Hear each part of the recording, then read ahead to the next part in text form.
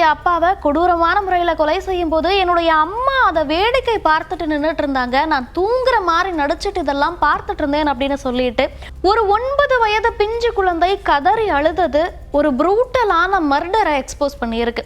இந்த வழக்குல நடந்தது என்ன, இந்த குழந்தை சொல்றது எந்த அளவுக்கு உண்மை அப்படிங்கிற தகவல்களை பத்தி தான் பார்க்க போறோம்.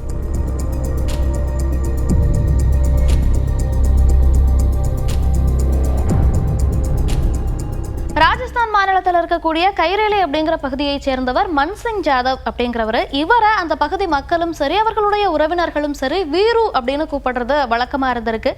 இவருக்கு ஏற்கனவே திருமணமாகி விவாகரத்தான நிலையில இவருக்கு அனிதா அப்படிங்கிற ஒரு பெண்ணோட பழக்கம் ஏற்பட்டிருக்குது. இந்த அனிதாவிற்கும் ஏற்கனவே திருமணமாகி விவாகரத்தாகி இருக்கு அப்படிங்கிறதும் குறிப்பிடத்தக்கது.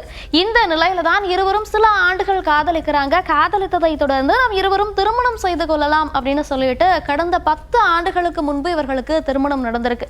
இந்த நிலையில 9 வயதுல இவர்களுக்கு ஒரு குழந்தையும் பிறந்திருக்கு. வீரு தனியா ஒரு கடை வைத்து நடத்திட்டு வந்துட்டு இருக்கார். அதே போலதான் அனிதாவும் கைரேலி பகுதியில ஒரு கடை வைத்து நடத்திட்டு இருந்திருக்காங்க.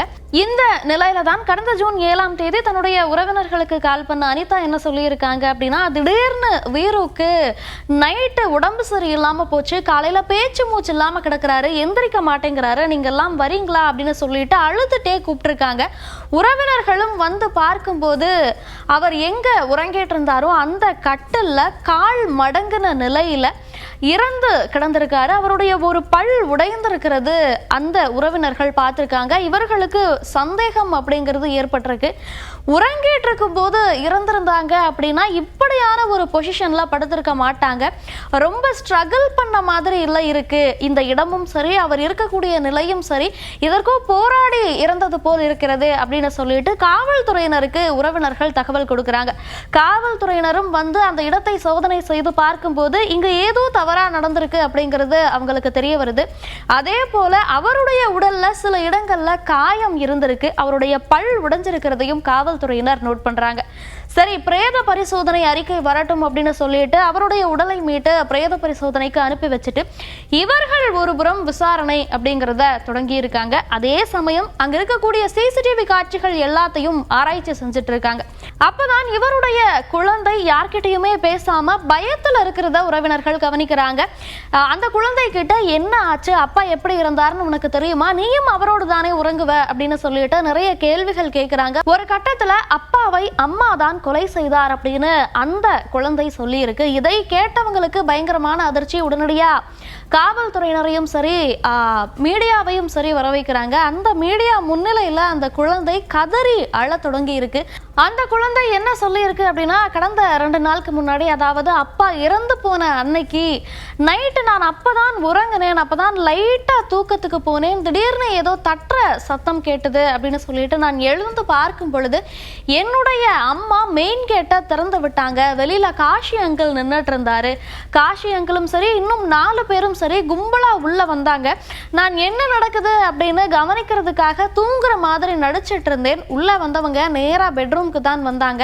அப்பா நல்ல உறக்கத்துல இருந்தாரு. அருகில் இருக்கக்கூடிய தலையணையை எடுத்து அப்பா முகத்துல வச்சு காஷி அங்கிள் அழுத்தி பிடிச்சுக்கிட்டாரு. வந்த 4 பேருமே அவரை சரமாரியா அடிக்க தொடங்கிட்டாங்க. ஒரு கட்டத்துக்கு மேல அப்பா துடிக்கிறத பார்த்துட்டு என்னால அதுக்கு மேல தூங்குற மாதிரி நடிக்க முடியல. உடனடியா நான் எழுந்து அப்பாவை விடுங்க அப்படின்னு கத்துனேன். காஷி அங்கிள் தலையணையை கீழே போட்டுட்டு என்ன தூக்கி அவர் மடியில உட்கார வச்சுட்டு, உன்னுடைய அப்பாவை நாங்க கொல்ல போறோம், ஒருவேளை இதெல்லாம் நீ வெளியில சொன்ன அப்படின்னா உனக்கும் உன்னுடைய அப்பாவிற்கு நேர்ந்த அதே கதிதான் நேரும் அப்படின்னு சொல்லிட்டு என்னை மிரட்டினாரு. என்னால இதற்கு மேல என்ன செய்யறது அப்படின்னு தெரியல. எனக்கு ரொம்ப பயமா இருந்தது. என்னுடைய தாய் பக்கத்திலேயே நின்றுட்டு இதெல்லாம் வேடிக்கை பார்த்துட்டு இருந்தாங்க. எனக்கு அதுவுமே ரொம்ப பயமா இருந்தது. அம்மாவும் இவங்களோட சேர்ந்து அப்பாவை கொலை செய்யறாங்களே அப்படின்னு ரொம்ப வருத்தமா இருந்தது. எனக்கு இன்னும் பயத்தை கொடுத்தது அது. அதனால என்னால எதுவும் செய்ய முடியல, நான் அமைதியா இருந்துட்டேன் அப்படிங்கிறத சொல்லிட்டு கதறி உடைஞ்சு போய் அழுதுருக்காரு அந்த சிறுவன்.